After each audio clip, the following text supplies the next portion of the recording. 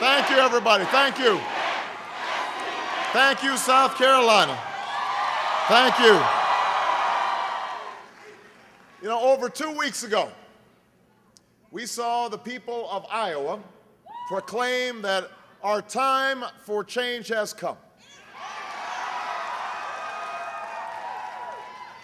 But there were those who doubted this country's desire for something new, who said Iowa was a fluke, not to be repeated again. Well, tonight, the cynics who believed that what began in the snows of Iowa was just an illusion were told a different story by the good people of South Carolina.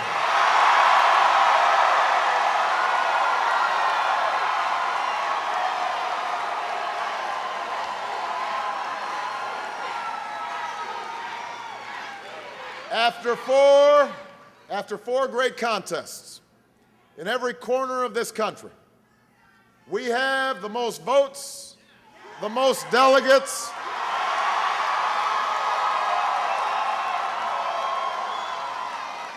and the most diverse coalition of Americans that we've seen in a long, long time.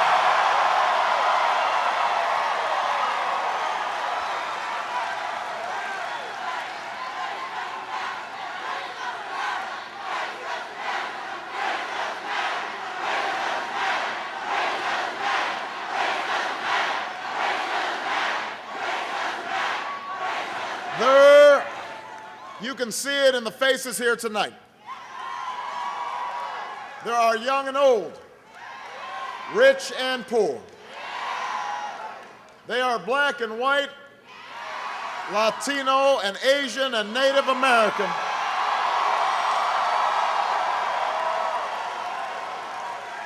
They are Democrats from Des Moines and independents from Concord.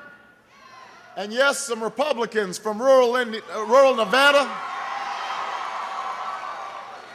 And we've got young people all across this country who've never had a reason to participate until now.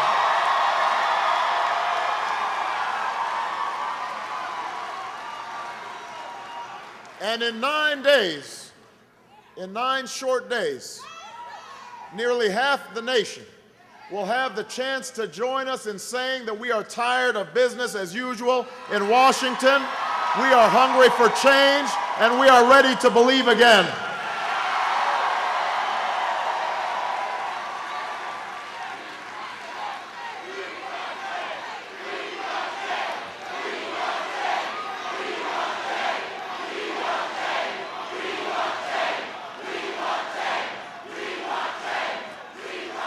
But if there's anything, though, that we've been reminded of since Iowa, it's that the kind of change we seek will not come easy. Now, partly because we have fine candidates in this field, fierce competitors who are worthy of our respect and our admiration.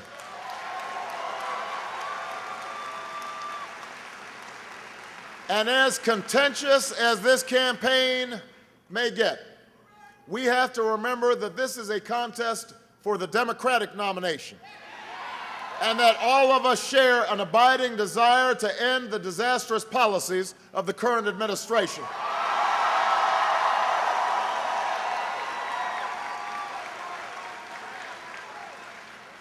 But there are real differences between the candidates. We are looking for more than just a change of party in the White House. We're looking to fundamentally change the status quo in Washington.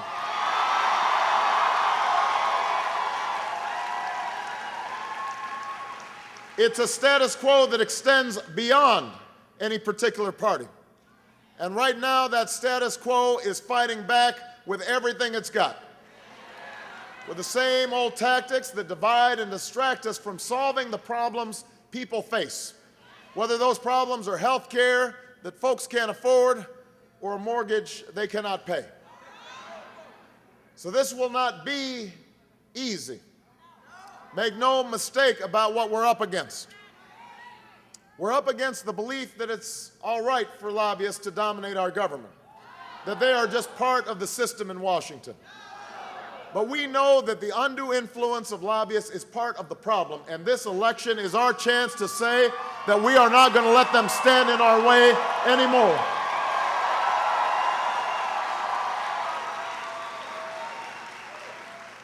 We're up against the conventional thinking that says your ability to lead as president comes from longevity in Washington or proximity to the White House. But we know that real leadership is about candor and judgment and the ability to rally Americans from all walks of life around a common purpose, a higher purpose.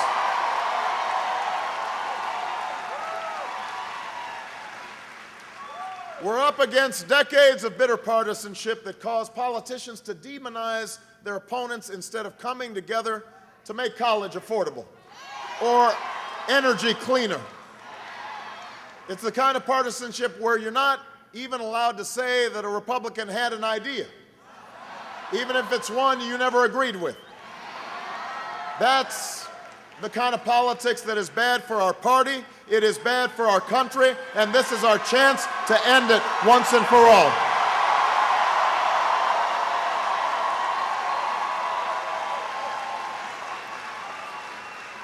We're up against the idea that it's acceptable to say anything and do anything to win an election. But we know that this is exactly what's wrong with our politics. This is why people don't believe what their leaders say anymore. This is why they tune out. And this election is our chance to give the American people a reason to believe again.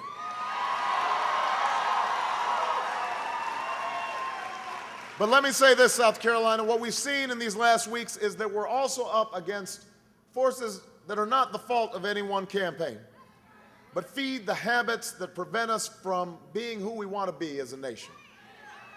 It's the politics that uses religion as a wedge and patriotism as a bludgeon. A politics that tells us that we have to think, act, and even vote within the confines of the categories that supposedly define us. The assumption that young people are apathetic. The assumption that Republicans won't cross over. The assumption that the wealthy care nothing for the poor and that the poor don't vote. The assumption that African Americans can't support the white candidate. Whites can't support the African American candidate. Blacks and Latinos cannot come together. We are here tonight to say that that is not the America we believe in.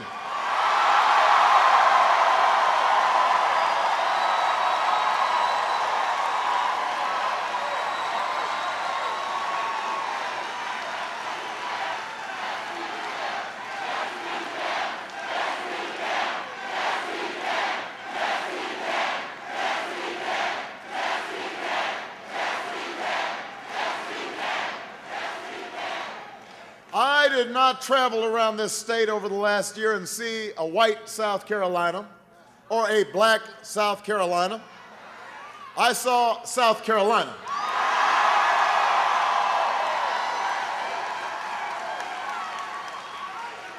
I saw crumbling schools that are stealing the future of black children and white children alike. I saw shuttered mills and homes for sale that once belonged to Americans from all walks of life, and men and women of every color and creed who serve together and fight together and bleed together under the same proud flag. I saw what America is, and I believe in what this country can be. That is the country I see. That is the country you see. But now it is up to us to help the entire nation embrace this vision.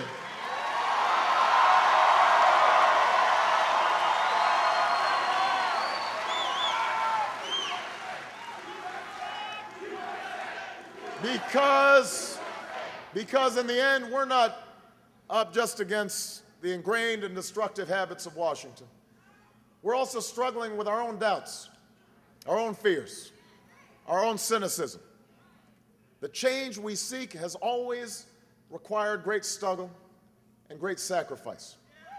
And so this is a battle in our own hearts and minds about what kind of country we want. and how hard we're willing to work for it. So let me remind you tonight that change will not be easy. Change will take time. There will be setbacks and false starts, and sometimes we'll make mistakes. But as hard as it may seem, we cannot lose hope, because there are people all across this great nation who are counting on us, who can't afford another 4 years without health care. They can't afford another 4 years without good schools. They can't afford another 4 years without decent wages, because our leaders couldn't come together and get it done. Theirs are the stories and voices we carry on from South Carolina. The mother who can't get Medicaid to cover all the needs of her sick child. She needs us to pass a health care plan that cuts costs and makes health care available and affordable for every single American. That's what she's looking for. The teacher who works another shift at Dunkin' Donuts after school just to make ends meet. She needs us to reform our education system so that she gets better pay and more support, and her students get the resources that they need to achieve their dreams.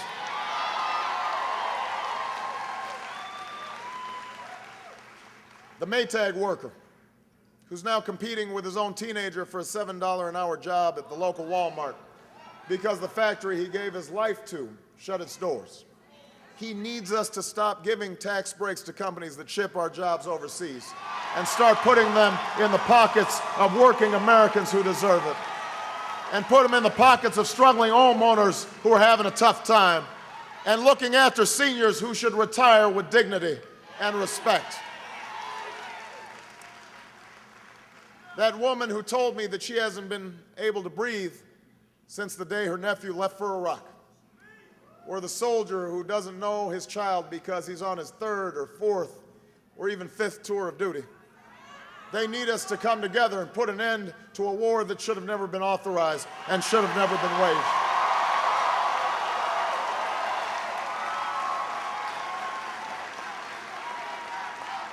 So understand this, South Carolina. The choice in this election is not between regions or religions or genders. It's not about rich versus poor, young versus old, and it is not about black versus white.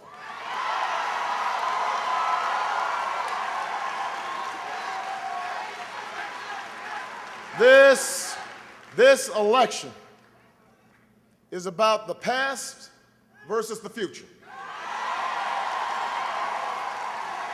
It's about whether we settle for the same divisions and distractions and drama that passes for politics today, or whether we reach for a politics of common sense and innovation, a politics of shared sacrifice and shared prosperity.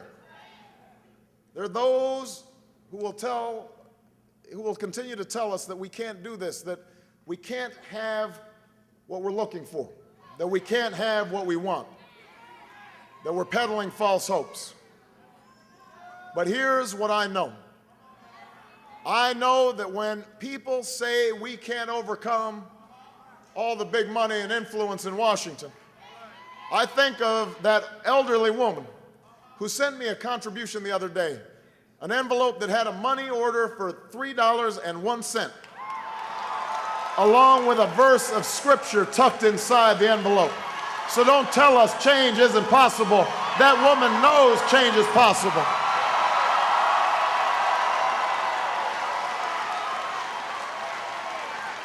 When I hear the cynical talk that blacks and whites and Latinos can't join together and work together, I'm reminded of the Latino brothers and sisters I organized with and stood with and fought with side by side for jobs and justice on the streets of Chicago. So don't tell us change can't happen.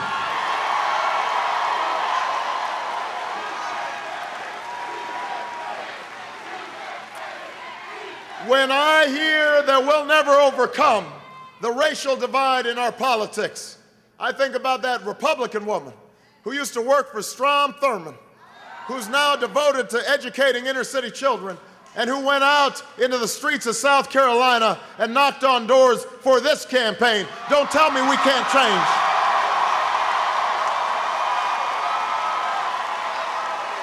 Yes, we can. Yes, we can change. Yes, we can.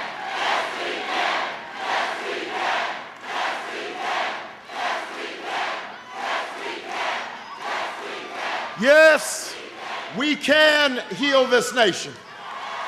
Yes, we can seize our future.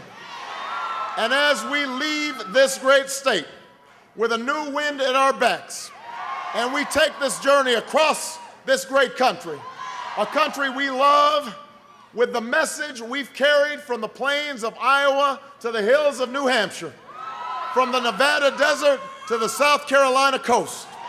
The same message we had when we were up and when we were down, that out of many we are one, that while we breathe we will hope, and where we are met with cynicism and doubt and fear and those who tell us that we can't, we will respond with that timeless creed that sums up the spirit of the American people in 3 simple words: yes, we can. Thank you, South Carolina. I love you.